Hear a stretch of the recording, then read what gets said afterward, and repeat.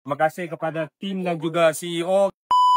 Kebersihan alam sekitar adalah tanggungjawab kita semua. Dan SW Corp pada hari ini, kita sudah menjejak kaki bukan saja di KK dan Sandakan di pekan-pekan bandaraya besar. Kami hari ini sudah sampai ke Tanjung Batu di Tawau untuk menyampaikan mesej kesedaran penjagaan alam sekitar dan pembersihan awam dan masyarakat kita hari ini.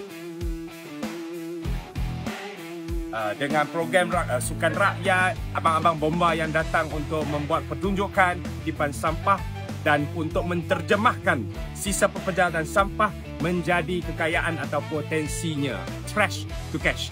Jadi hari ini kita dapat sambutan yang cukup baik. Terima kasih kepada tim dan juga CEO, dan hari ini kami sangat-sangat bangga dan sangat-sangat bertuah dapat menyantuni rakyat orang di Tanjung Batu, di Tawau, di Sabah. Harap-harap kerjasama ini akan kita tingkatkan dan harap-harap kerjasama yang ditingkatkan ini akan mendekatkan lagi SW Corp, agenda alam sekitar dan pembersihan awam dan pengurusan sistem pepedalan yang progresif dengan rakyat Tawau, rakyat Sabah dan rakyat Malaysia secara umum.